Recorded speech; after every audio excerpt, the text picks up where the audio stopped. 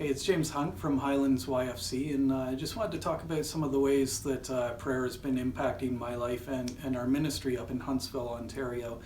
Um, yeah, you know, I've been captured for several years by that phrase.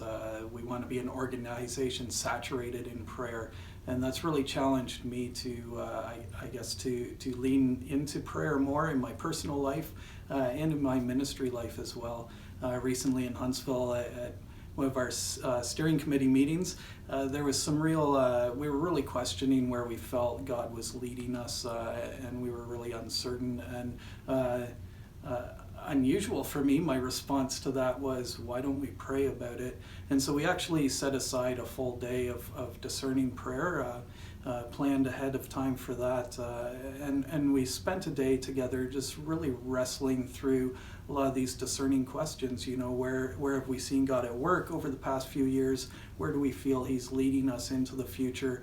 And just had a great day of sharing together, of praying together, and of listening to the voice of God and hearing Him speak into our ministry. What we took out of that day, I went back to my office and condensed all those notes down into a one-page strategic plan that really highlighted where we felt God is leading us over the next quarter, over the next year, over the next 3 years, 5 years into the future.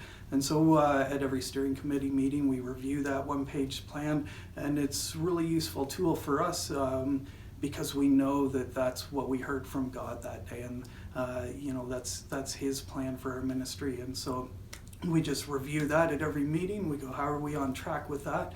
And so it's you know, I'm sure that this day of discerning prayer, funneling that down into a strategic plan, is going to be part of our annual strategic planning. So I think it's tough for us, especially those of us with an organizational, strategic kind of mindset, to stop doing. And just set a day aside to hear from God. So for any of you out there who are really wrestling with that, I would really encourage you just to stop, just to pause, set that time aside, and spend that day listening to God, discerning His will for your ministry, because our experience was once we did that, everything else just flowed out of it. It was really simple to take those notes from the day and just squash them down and really see where God was leading us into the future.